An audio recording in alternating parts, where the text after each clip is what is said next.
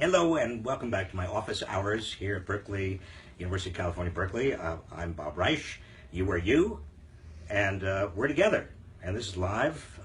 Today I want to talk to you about the New Hampshire primary and what's happening and what will happen after that, the next primary. We'll talk about the worst of the week, the absolute worst thing where I kind of get it's therapeutic for me, and hopefully you learn something at the same time, and we'll also answer your questions. Okay? How's that? All right. Oh, by the way, if you want to let other people know right now that I am and you are, and we're doing this live, please feel free. And if you want to watch this later, you can, but there's something about live that is live. And if you want to subscribe, there's supposed to be a button over there someplace. You can subscribe. And I finally learned, if you subscribe, what happens is you get a little ping that notifies you next Thursday at this time when we'll do another one. Okay. Oh, but I just realized next Thursday at this time, I am on my way to my father's 102nd birthday. Can you imagine? He's 102. Ed Reich. So maybe we'll find a different time. All right, New Hampshire primary. Now, you know the results. I'm not telling you anything you don't know, but I want to emphasize a couple of things. The most important thing in terms of emphasizing is that 83% of people under the age of 30, 83%, voted in the Democratic primary for Bernie Sanders. Now, this repeats a similar performance in the Iowa caucuses, but this is even bigger than the Iowa caucuses. It illustrates something that, just bear with me for a minute, because Hillary, when she conceded the New Hampshire primary, she said, "I know I have some work to do, particularly with young people." Hillary, when she says, "I have work to do," now I've known Hillary for a long time. She is the hardest working person in American politics I have ever met. So when she says, "I know I have some more work to do with the young people," that means in her head, it's all about working harder. And I want to suggest to her, and maybe the best way of suggesting to her is through you, and indirectly it gets back to her and to people around her, that it's not a matter of working harder to get young people. It's a matter of inspiring them to get involved in a movement. This is what Bernie Sanders is doing. I mean, if it weren't Bernie Sanders, it would be Elizabeth Warren, or it would be somebody else. It's a movement to take back our democracy and also our economy from the moneyed interests. That's what this is all about. That's what Bernie is all about. That's why young people are so engaged. That's why the movement is so important. And if Hillary wants to work harder, that's fine. But if she really does want to get young people inspired and mobilized and organized, she is going to have to become part of that movement. All right? Hillary, do you understand what I'm saying? Well, give me a call. We'll talk more. Tonight there's going to be another debate between Hillary and Bernie. And I tell you, I expect that she is probably going to be even more aggressive. I mean, just like she works harder, part of working harder is to be more aggressive. And she's going to be more aggressive. She's going to be talking about foreign policy and trying to make Bernie Sanders look like he knows nothing about foreign policy. I don't know how much he knows, but most presidents, when they go and they start their presidency, are not experts in foreign policy. They don't have a lot of foreign policy experience. Many of them are governors or have been governors, and a governor doesn't do foreign policy. I mean, they become presidents, and they can become great presidents with regard to foreign policy because they get really good, intelligent people around them, and they have the right values. And Bernie voted against the Iraq War. I want to remind you, Hillary did not. Some of you have written to me about the delegate count. Now, after the New Hampshire primary, the media declared that obviously Bernie got 20% more votes than Hillary, but he tied Hillary with regard to the delegates to the National Democratic Convention. How can that possibly be? These are my little caricatures of Bernie, and Hillary. What do you think? So there's 712 super delegates. The reason that the delegate count is equal in New Hampshire is that the assumption being that a lot of super delegates in New Hampshire will go or have already pledged to go for Hillary. Now, who are super delegates, and how can they decide that they're going to do something when the majority says they want something else? Well, super delegates are either members of Congress or they are state leaders of the party. They are people who are political insiders.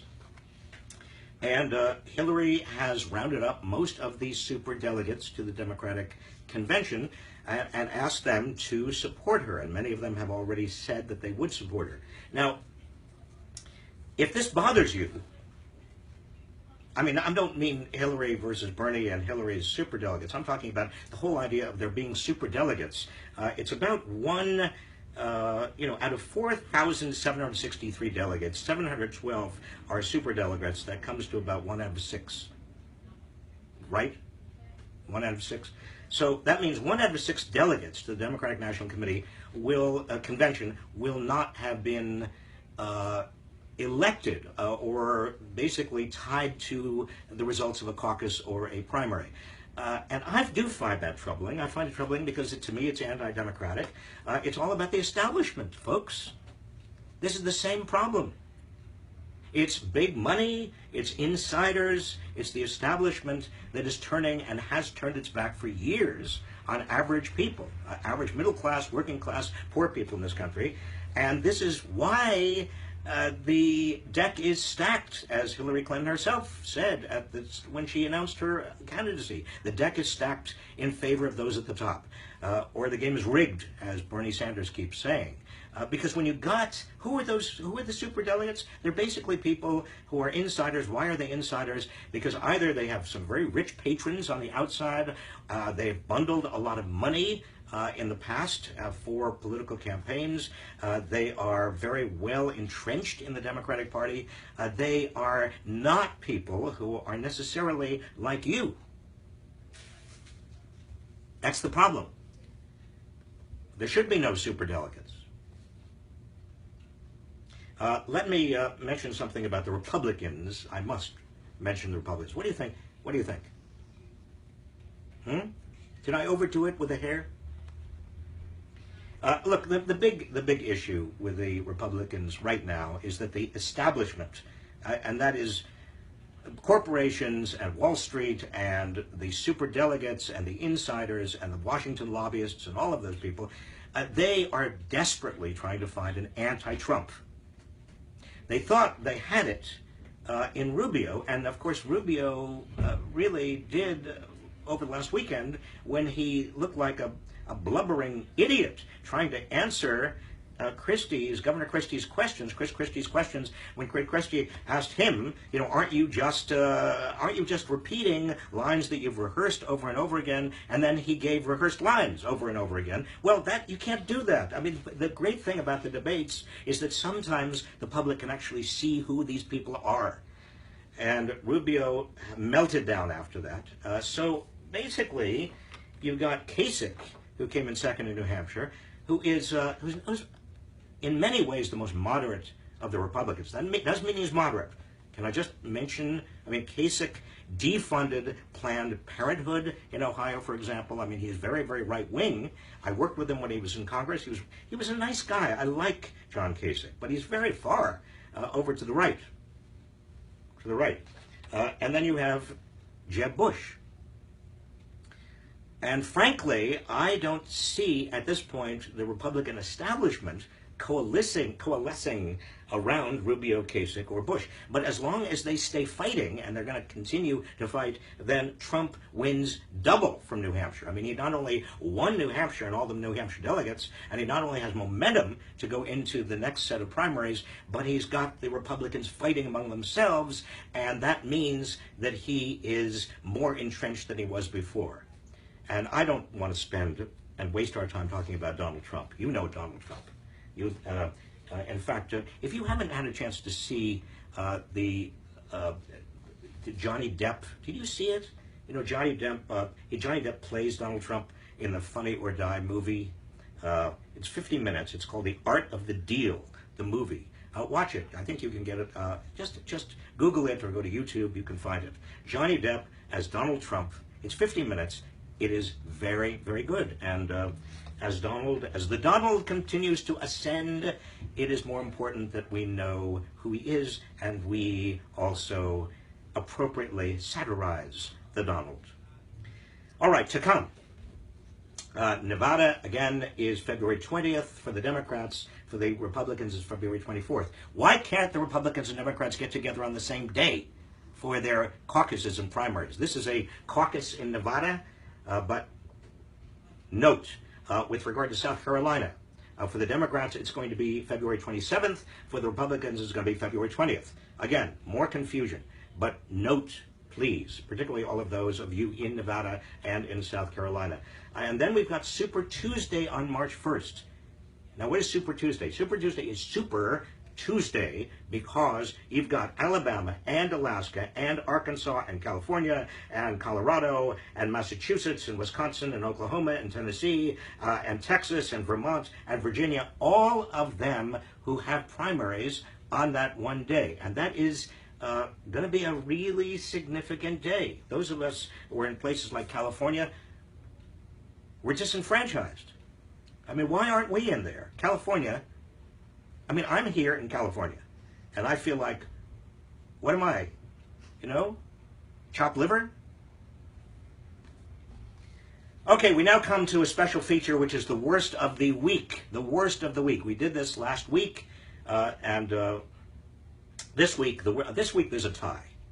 The worst of the week this week, the Ferguson, Missouri City Council this morning decided that they would not go forward with an agreement they already had with the Justice Department in terms of training the police and making sure the police use stun guns instead of bullets whenever possible, and that there was better training for the police. I mean, all kind of reasonable stuff. But then finally, at the last minute, the Missouri City Council today said no to the agreement they just negotiated less than a day ago, and so that they're going to have a lawsuit with litigation with the Justice Department. Now, why is the Ferguson, Missouri City Council saying no to the agreement? Because they said they can't afford the agreement. They can't afford to have a monitor of the police. They can't afford better training of the police. Well, that's baloney. I mean, the lawsuit itself is going to cost them an estimated $4 to $8 million. That's more than they would have to pay to train the police better. This is a small town. Why can't they do it? Why are they litigating? And they're going to probably lose anyway. So they lose, they spend $4 to $8 million, and then on top of that, they got a lousy police force. This is stupid. Members of the Ferguson, Missouri City Council, if you are watching, I don't want to criticize you as strongly as perhaps you should be criticized, but let me just tell you, you are dumb. And anybody in Ferguson, get rid of these people on the city council. Okay, they were tied. The other outrage of the week, worst of the week, is the Supremes. The Supreme Court, particularly the 5 Republican members of the Supreme Court. These are my little caricatures. You like them? Well, what did they do? Well, just, 2 days ago, they decided that they would uphold, actually they would reverse, I'm sorry, let me get this. Legal process can be complicated, it shouldn't be complicated, it's like economics. If you understand it, it is very simple, and it should be simple to explain. Let me explain. You have the Environmental Protection Agency putting out a regulation with regard to limiting carbon emissions from power plants. That's the major source of that's a major source of emissions, carbon emissions, and it's under the Environmental Protection Act. Agencies have the authority to put out regulations that interpret a statute of Congress like the Environmental Protection Act. Well, obviously, there are people out there and groups out there and companies out there and utilities and the coal producers and everybody else who says, no, we don't want that. We don't want you to regulate carbon emissions. I don't know why. Well, obviously, it's money. So what they did is they went to the courts and they said, we want to litigate this, and even though we know it's going to take years to litigate, even before we start litigating, we want a stay. We want to hold. We want to freeze that regulation so it can't be implemented. And the Court of Appeals for the D.C. Circuit, with the court they went to, said that's crazy. Obviously, we're not going to hold up this thing. And then so those same parties went to the Supreme Court to appeal that decision by the lower courts, and the Supreme Court said, at least the 5 Republicans, they said, okay, we'll hold it, we'll stay it, we'll freeze it. It is the first time in history that a Supreme Court has overruled a lower court in terms of freezing, staying a regulation. The first time in history. And what reason did the 5 Supreme Court justices give? None. They didn't give a reason. There was no reason.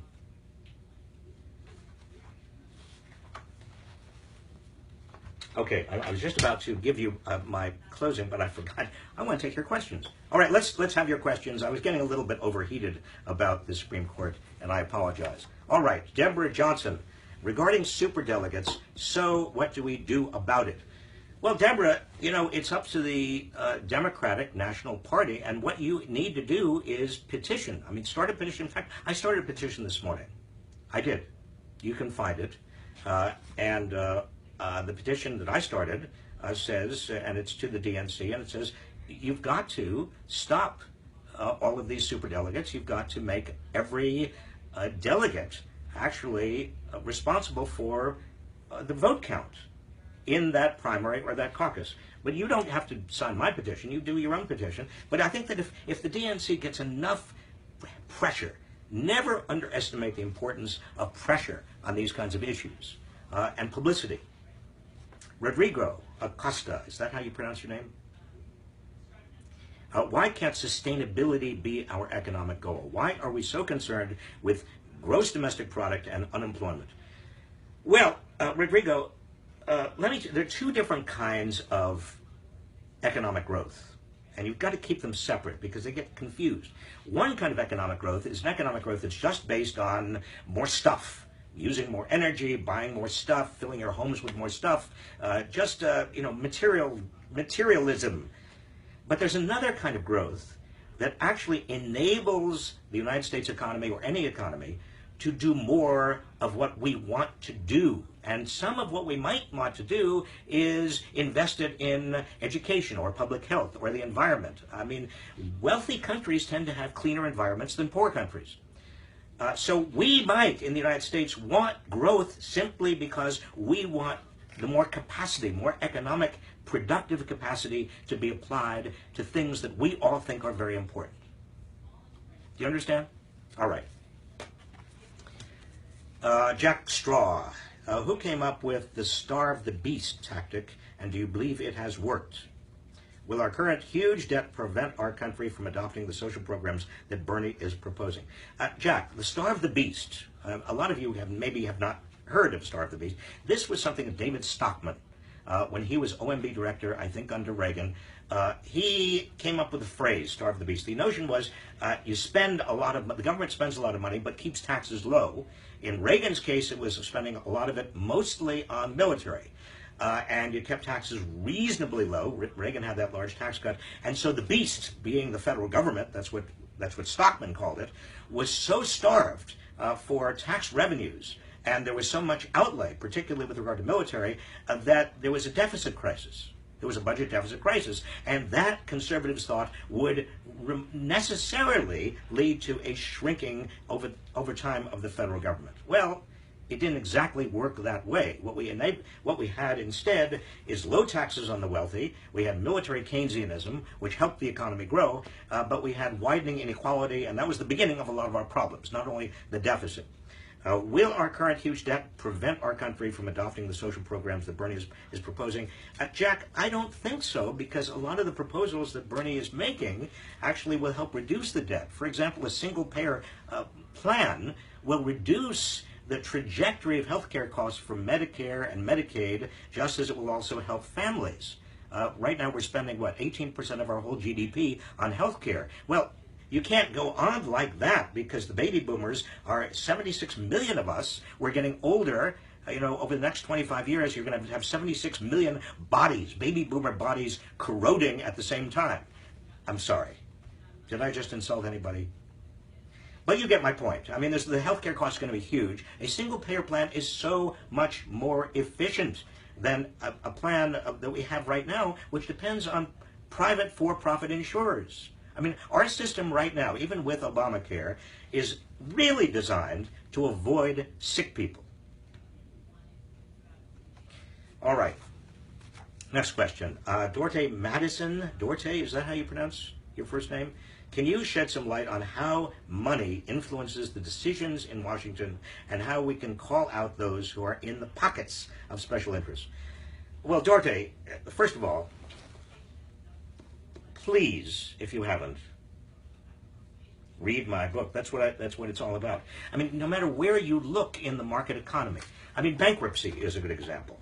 I mean, bankruptcy law right now allows somebody like Donald Trump to declare bankruptcy 4 or 5 times, shield his fortune. He can just do whatever he wants. But if you are a graduate laden with student debt you can't possibly manage, you can't get bankruptcy to reorganize your debts. If you are a homeowner, you're caught in the downdraft of the Great Recession, you could not use bankruptcy to try to reorganize your mortgage debt. Donald Trump gets it. You don't. But look everywhere else. I mean, look at the patents. I mean, you have patent law that allows companies in the pharmaceutical industry to pay generic pharmaceutical manufacturers. That is, after the patent officially has worn off, those generic are paid by the proprietary drug companies to delay the introduction of their generic versions of the same drugs that are much cheaper. Pay for delay. It's legal in the United States. Why is it legal in the United States? For the same reason that bankruptcy laws are rigged against you. Because you've got very powerful players who are pouring lobbying money and also a great deal of campaign money into Washington. And they're also pouring a lot of money into propaganda, frankly, designed to influence your opinions and disguise what they're doing. When I first got to Washington, I'm gonna get my next question right now, but let me just finish saying this. When I first got to Washington, I started Washington. I was an intern for Robert F. Kennedy in the summer of '67. Washington was kind of a seedy town. It was not glamorous. It didn't have the huge hotels, the beautiful marble, and the thick napkins in the restaurants, and the heavy the silverware and all that, the gorgeousness of Washington now. No, Washington was a seedy town because that was before you had all of that money coming in from big corporations and Wall Street, the trade associations, billionaires to influence legislation. You had some, not much. And that's the importance. That's why it is so critically important to get our economy and our democracy back from the moneyed interests. There's no way we can do it otherwise. Campaign finance reform, reversing Citizens United, ending the revolving door, making sure that all sources of campaign money are fully disclosed. Jeffrey Gagne. Why does the majority of the black community support Clinton over Bernie when it appears that Bernie will do much more for them than Clinton will? Well, Jeffrey, look, I can't speak for the minority community, obviously. I know that many people in the people of color, people who are in the minority community, have very fond feelings toward and memories of Bill Clinton and Hillary Clinton. And I do too. I mean, I worked with Bill Clinton, and I've known Hillary for many years. But I think it's very important for everybody to assess the candidates on the strength of what they actually are, who they are, where they're getting money from, what they believe, what their values actually are, what they've done in the past. And I think, personally, people of color, my view is that they will do very, very, very well with both Hillary Clinton and Bernie Sanders, maybe better with Bernie Sanders than Hillary Clinton, because Hillary is very much wedded to the establishment, far more wedded. Well, she is wedded to the establishment. I'm not saying anything you don't know. Either one of them is 1,000 times better than any Republican. Can we make that very clear, if I haven't made that clear already? All right. Yes, we have time. Alessandro Luna, what is the overall effect of Sanders' campaigning? Has he truly incited change? Well, Alessandro, we don't know. I'll tell you the most impressive thing about Bernie Sanders' campaign, as I started to talk about before, is that it is a movement. It is a mobilization. It's not just young people. It's middle-aged people, older people. They care not so much about Bernie. And I want to emphasize this. Bernie's campaign is about the movement to take America back, our economy and our democracy back from the moneyed interests. Hillary's campaign is basically about Hillary. Now, I'm not criticizing, because I think Hillary would make an excellent president for the system we now have. I think Bernie is the best candidate to get a very different kind of system, a system that I believe should be our system and is much more responsive to average people. So the medium is the message.